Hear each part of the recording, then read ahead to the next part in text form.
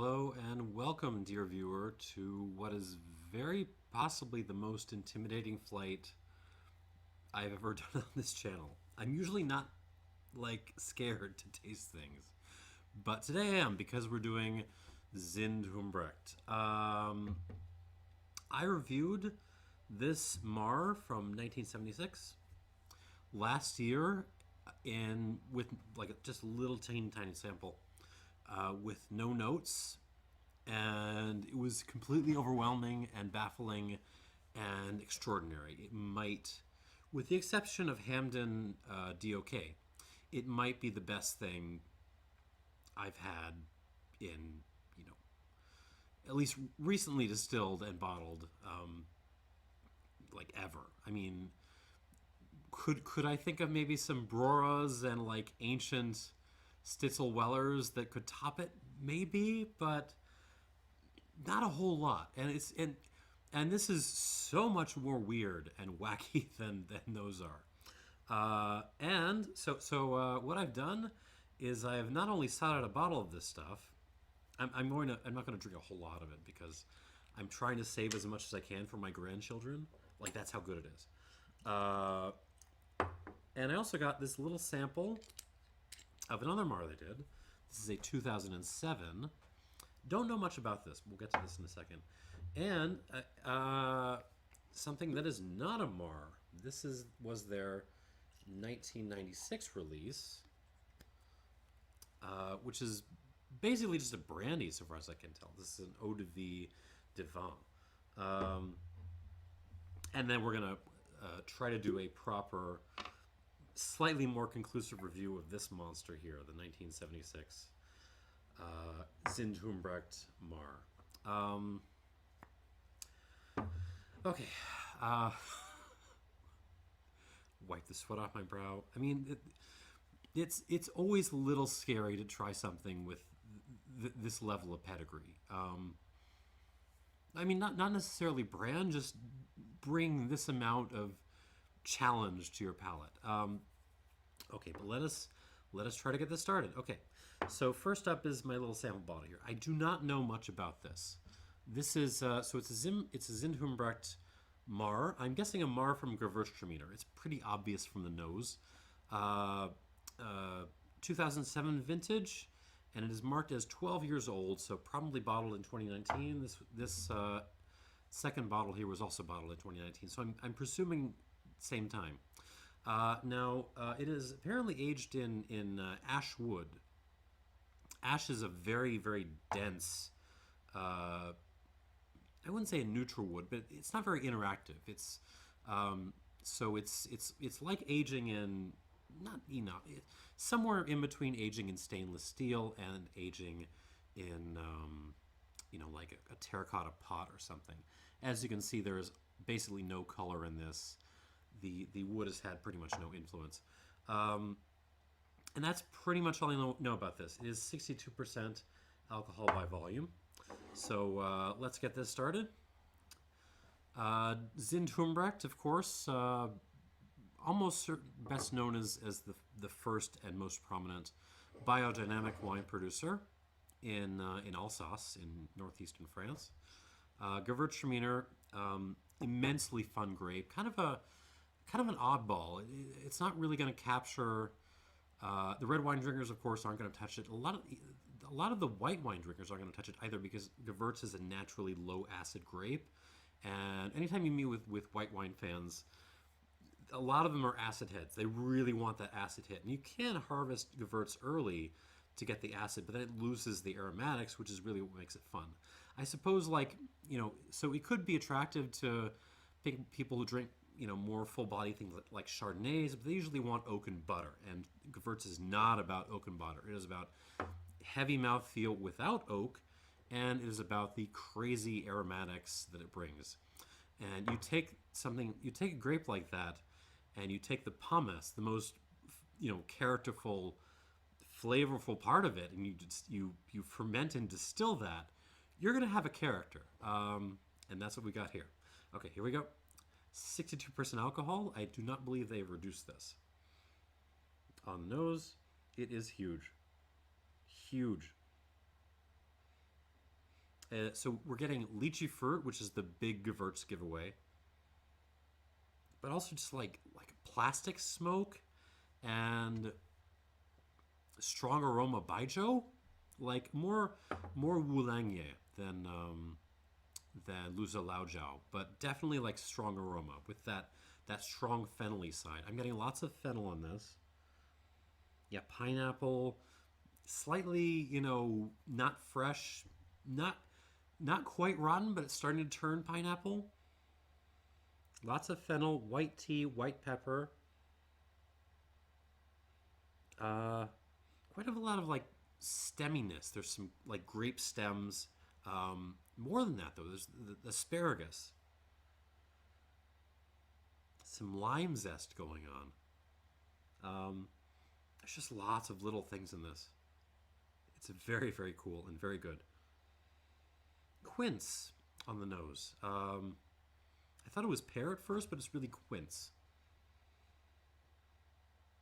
Um, did I mention flowers? There is a ton of flowers on this. It's just like not bordering on potpourri, but it's still mostly just like huge bundles of flowers. Uh, Crushed grapes. Yes, it smells a little bit like crushed grapes. A little bit of like a wet leaf kind of thing, like a pile of so not like dried fall leaves. This is more like the wind blew a bunch of fresh leaves off the tree, and they're just kind of wet and lying on the ground. That kind of smell. Wowzers! This is I don't know if this, in terms of absolute quality, this tops the Mete Marc de Gewürztraminer that I tried a while back. Um, but it's in that same territory, and it's bottled a lot stronger than that. So, yowza. Okay, here we go on the palate.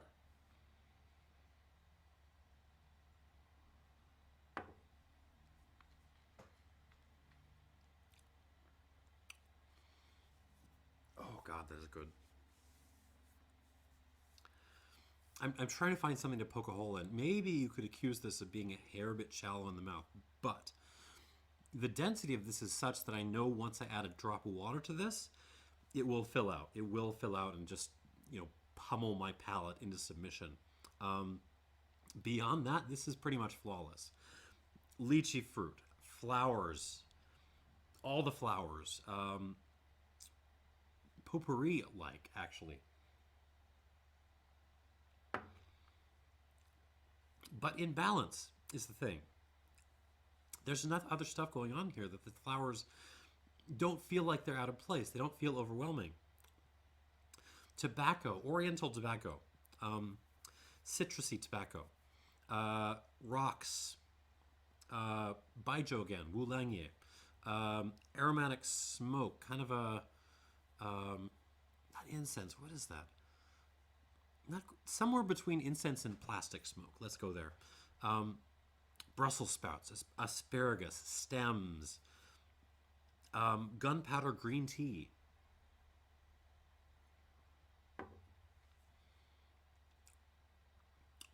Man, white pepper. Did I mention white pepper? Lots of white pepper, and like this ashy, but but like flower ash. Let's go with that.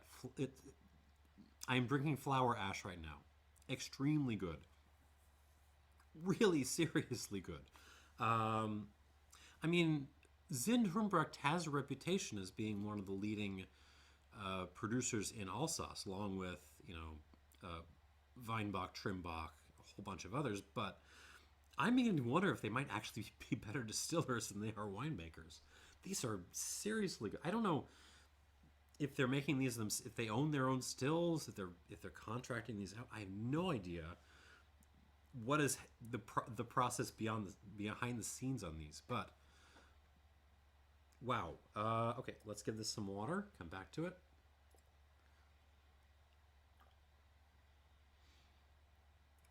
All right, that's 4. I don't want to drown this.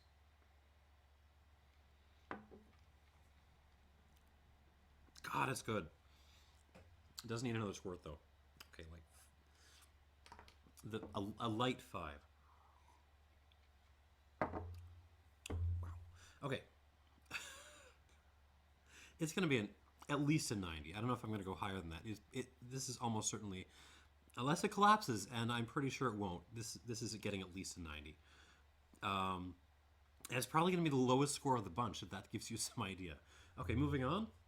I thought when I bought this bottle that it was going to be another Mar, but it is not. If you read carefully, this is actually an Eau de Vie de Vin. No idea what the wine that it is that they distilled, but basically this is a traditional brandy. It's traditional fun rather than a Mar. So, but still Zind-Humbrecht, bottled, distilled 1996, bottled 2019. So 32, 33 years old. Unreduced, unfiltered. They are saying that this was bottled in a, aged in a ash barrel as well. The color on this belies that, and in fact, when one of my associates asked, yes, it turns out this was aged in oak, and they just miswrote it. Somebody copy pasted this onto this, and no harm done. Bottled at the same 62% alcohol by volume. 246 bottles of this. Good luck getting some, because you will want it. You will absolutely want. If you see any of these, grab them. Just grab them. Just grab them. Okay, I'm gonna stick my nose in this. Zind-Humbrecht Eau de Vie de Vin. Oh my god. So it doesn't have the massive, rustic quality and the flowers that you're getting in the Mar that I just nosed. But what you're getting is brandy. You're getting just an utterly gorgeous cognac style brandy. This reminds me of the Borderies, actually. It doesn't have the degree of flowers going on in the first glass, but it's got a lot of flowers going on. Fresh cherry, dried cherry, lots of cherry, flowers, lots, but like cognac flowers, Borderies flowers, Swisher sweets, the sauce that comes with Peking duck, the kind of plum sauce. Lots of orange peel, some lemon peel going on too. Wild berries, kind of mixed wild berries, like white pepper, oolong tea. But there's the wild berries note, like you just pull things off of bushes. But there's also like a something more artificial, like almost like a blueberry bubblegum kind of note, but good. I mean, it just smells like a really big, dense traditional brand, like this should be like if you told me this was a $400 bottle of Borderies cognac, I would believe you. Like that's what it smells like. On the palate, I got no idea what grapes are going into this. I just don't know. On the palate.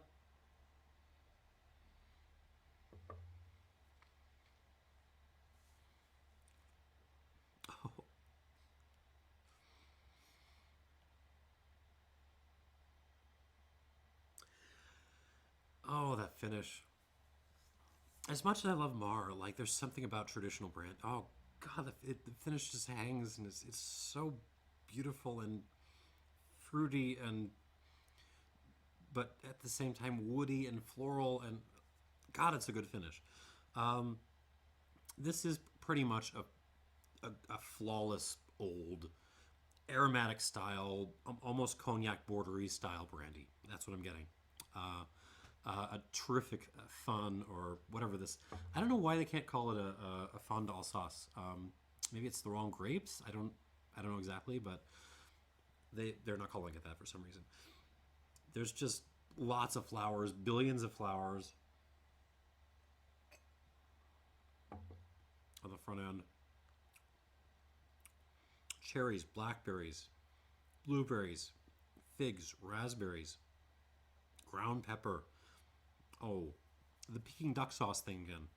And then just these serious, like ripping tannins on the back end, but somehow they feel in balance. Like they're not aggressively dry. Like they've had 30 years to get where they are, and it feels like they're big, but they're not aggressive. I feel like I'm making an ass of myself in this video. I really like these. I'm really sorry. But it's the wood tannins, lots of French oak, but then you have the fruit notes and above all the floral notes just hanging above that in your mouth for minutes after you have a sip. This is really good.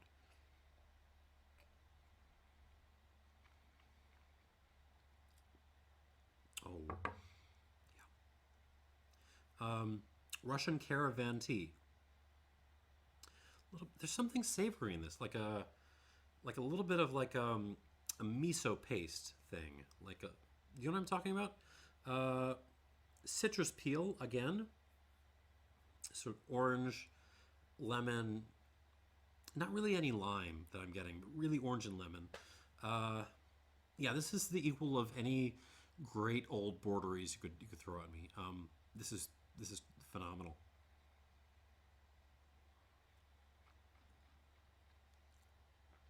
Awesome. Just awesome. Okay, I'm going to give this some water and come back to it. Because now we are heading to the main event. Is that enough?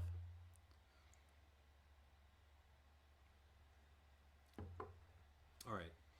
My rematch with the Mar from Zind-Humbrecht that that wrecked my palate for the rest of the day. Let's start with that.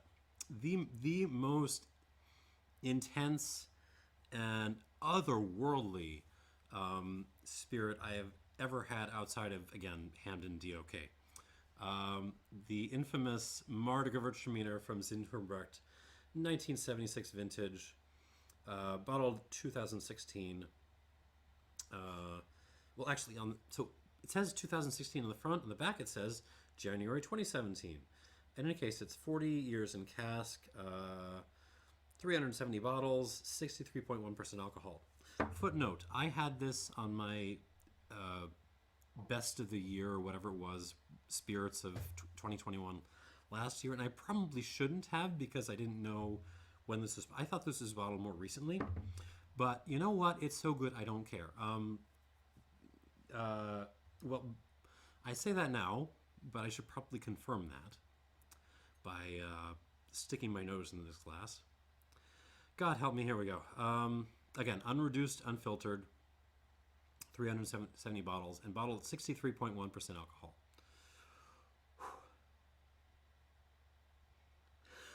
Oh my God. I mean, it's fun to have the context of these first two when you approach this, because it kind of feels like a combination of the best elements of both, but just turned up a couple of I mean, even take a step back from that.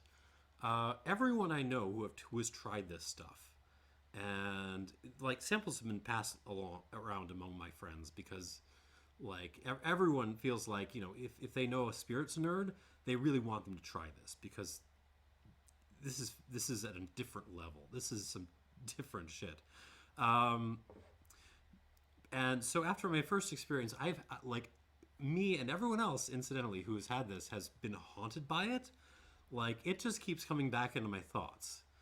And I think after some months, I started to figure out what was going on with this. And here's the deal. What you are getting is the fusion of all the weirdness that you're getting in a Marc de Gewürztraminer that's really, really good, like this 2007 here. And you're going to combine that with what you get in, you know, really, really, really 30, 40 plus year old French brandies. Maybe cognacs, but I think especially like old rustic Armagnacs. That thing where you start to get, where the French oak gets so strong, it starts to almost get like sour. You start to get both citrus and lactic sour notes, along with just dirt and grunge and like all, plus the traditional French oak notes of like the dried fruit and the pepper and all that stuff. You're going to take that and you're going to combine it with the Mar notes, and not just like have them side by side. Like they've had time in cask to like have synthesis and have like tertiary flavors like explode out of that collision. Like that's what you're dealing with in this. Like it is a like beat all combination of like weird stuff. And it's there on the nose. This is bonkers. Like this is, oh my god. Like so okay, where do I even begin with the notes on this? Lychee fruit, potpourri, like just like the amazing thing about this is that every time I nose this without having had it for a while, I think like, oh no, there's too much floral stuff in this. There's too many flowers, too much potpourri. It's out of balance. And it takes me like a second to realize, wait, everything else has been turned up to 11 too. So it is kind of in balance. It's just, or rather like everything is unbalanced, but unbalanced against itself. So it kind of ends up back in balance. It's really, really hard to wrap your head around something that's built like this.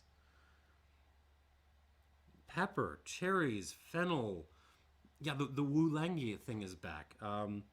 So like pineapple, orange, lots of fennel. Lemon sour, but there's also that the little hint of almost like a dairy sour thing, like a Greek yogurt kind of thing. Incense, Swisher sweets again. Like there's vegetables in this. There's like sweet peas. There's I get little hints of broccoli. Orange bell peppers. Mixed teas like Lapsang is here, Oolong is there, Darjeeling is there. Tobacco, different kinds of tobacco. There's Perique, there's Latakia, there's Orientals, there's pear, there's quince in this. Prunes, figs. I mean, forget about like the Peking duck sauce. Like there's like an entire Cantonese meal in this glass. Jesus, and I could keep going. Like I could keep going all like there's just so much here. It's extraordinary. It's like nothing else I've ever tried to nose. Epic. Yeah. So let's give it a shot on the palate. Here we go.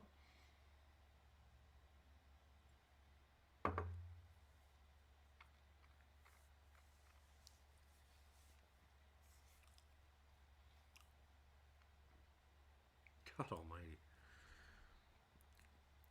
One of the best spirits ever made. Certainly, like, among the best I have ever tasted. The best, easily, like, in the best that I've had that have been bottled recently. So floral, endlessly floral. So much floral. So many flowers and potpourris. Again, that it's leading on that, and that is what kind of ties everything together. You don't think of floral. You think of floral notes as like an accent. Here, it is like the common note that is tying the entire affair together. It's nuts. Lychee fruit, flowers and lychee fruit, like times a billion.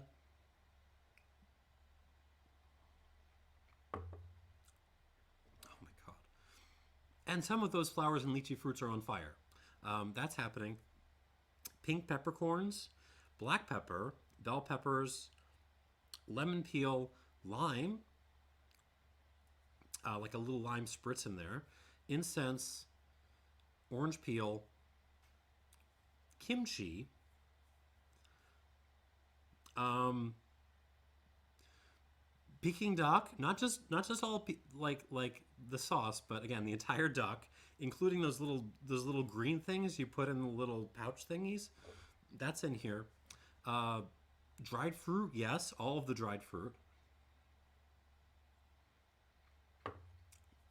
Every single one, thank you very much. Asparagus, um, getting some broccoli again, but good.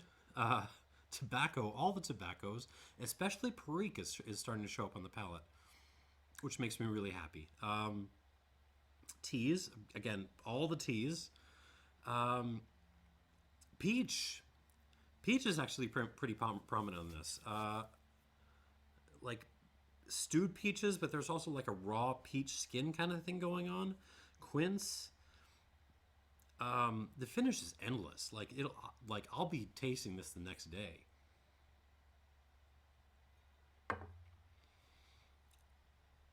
Oh my god, this is phenomenal. Like this is god tier stuff. I don't have enough superlatives for this. Let's give this some water and we'll come back to it. For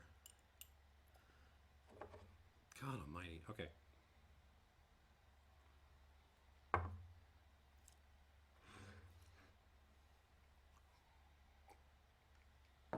I'm looking at my scores here, and I'm thinking to myself, these are too low. These are too low for what these are. Um, okay, you know what? Let's just go through. Um, Damn the torpedoes. Let's go through these. Okay, back to the ash aged Marc de Gewürztraminer. This is the 2007, so the baby. Now with some water. So it's still lychee driven, lots of lychee fruit, but it's also very smoky. So yeah, we're leading on like lychee fruit smoke. Um,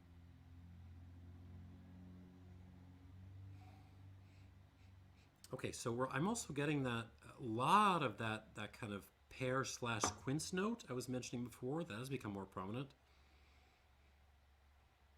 It's become more aromatic with water. So we're getting like lots of teas, tobaccos, vegetables, kind of a stemminess, and above all, the lychee and the flowers. Yeah, awesome. Just awesome. Let's try this on the palate.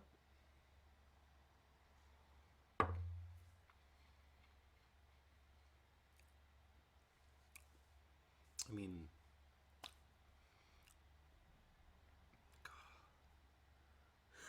these are so good. Um, so it's massive, but it's also very very very fresh. Um, this is this is actually pretty crushable. It's not as crushable as the Mate.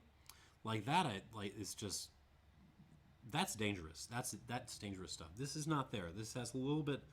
This is a little bit more of a challenge, but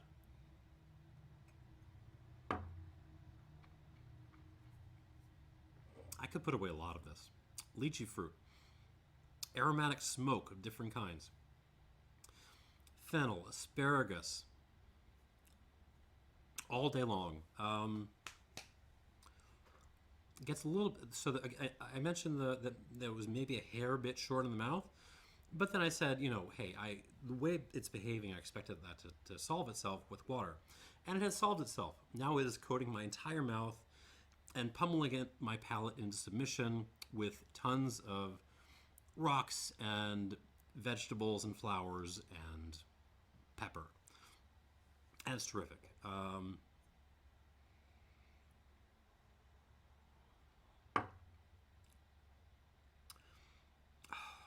Score wise, I mean, sky's the limit on these. I'm gonna go. I had it as a 90. That ain't high enough for this. I'm gonna go 91. 91 points for this. It is extremely good. And again, if you see a bottle of this, this is going to become like a refrain. If you see a bottle of this, buy it. if it's not on auction for some stupid price, buy it. Just grab it. Don't think about it too hard. Moving on to the 1996 Eau de Vie de Vin. Now with some water. I mean, it's such a completely different... This is such a different beast from the Mars, but in its own way, it's just as crazy and just as good. It's just peppery, minerally fruit bubblegum. Heavenly fruit bubblegum with rocks and flowers and peppers. Actually, the flowers kind of pull back a little bit, or maybe it's more the fruit comes forward. This is more fruity now with water. Cherries and berries kind of take the lead, but the flowers are still there. And some more like lemon, orange kinds of things. Doesn't have as much development on the nose as the 2007 Mar. Do I look like I care? No, I do not care. It's still getting a hell of a score. Okay, on the palate.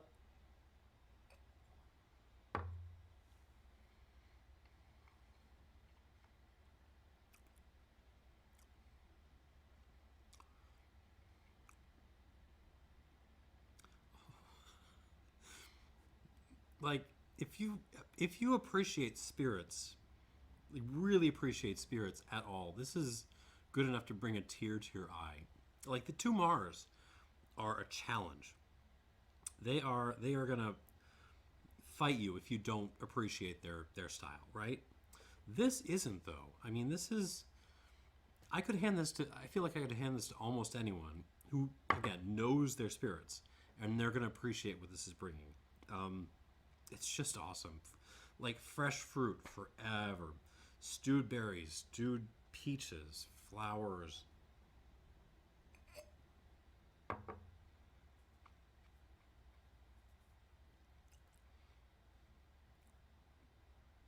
Oh.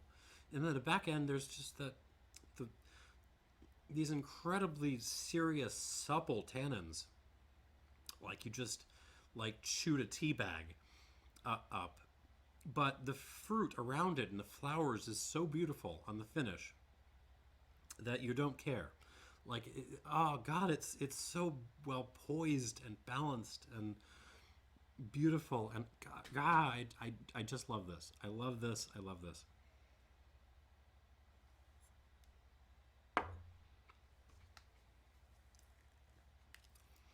Every time I taste this, the score goes up a little bit. 92 points. 92 points out of 100 for the Zind-Humbrecht 96. We're getting serious. You know, when you're doing a flight and the lowest score is a 91, like, it's a life event a little bit at that moment. By the way, can I just stop and mention how happy I am that Zind-Humbrecht switched away from the stupid wax thing, because this is really god-awful wax. I'm very happy they got rid of this and switched to the simple foil in their 2019 releases. Okay, sorry, that was a little delaying tactic while I try to get psyched up for going back to this 1976.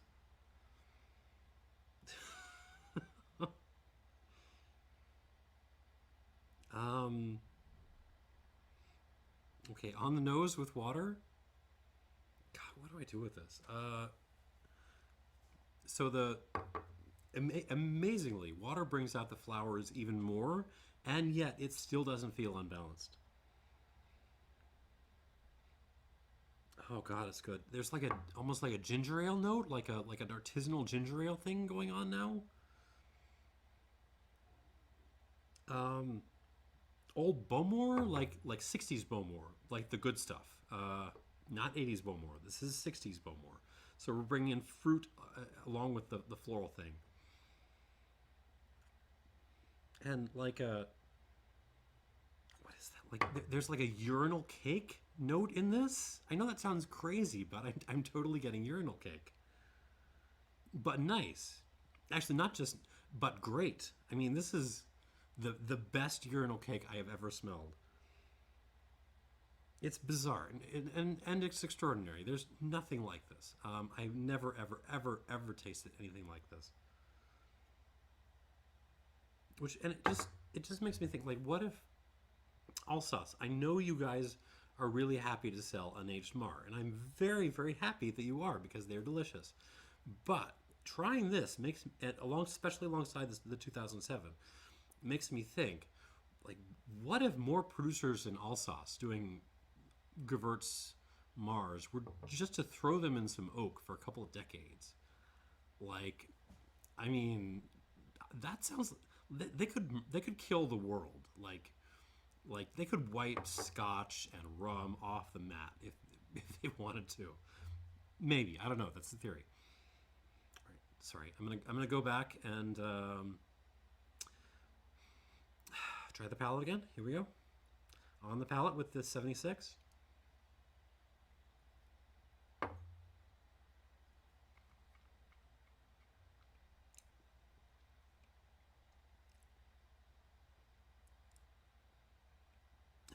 So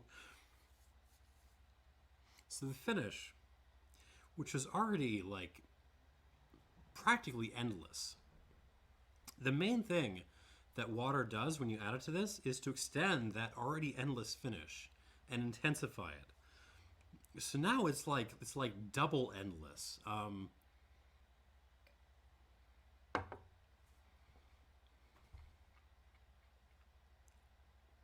Yeah, we're bringing in, like, the water brings in even more like bonkersness, more kimchi and sort of vegetable stuff, more baijiu, more like high ester rum, more like Savannah Hair, the HERR, more that than like Hamden, and some like just nice kind of stewed fruit accents alongside the lychee fruit and the flowers.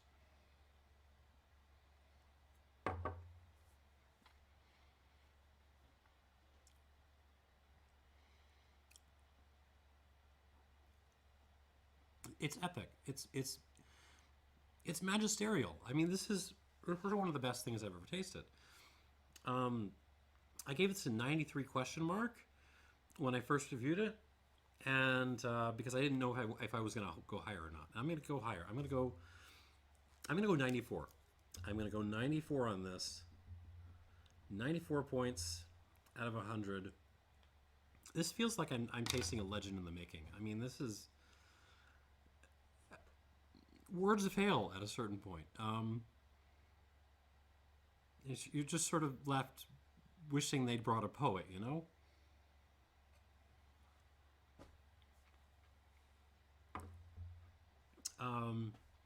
And that's it. That's my lineup. Um, Thank you for watching. And again, like, if you see any of these at a reasonable price, grab them. Just grab them. And share with friends. So 91 points for the 2007 Mar. 92 points for the Eau de Vie from 96.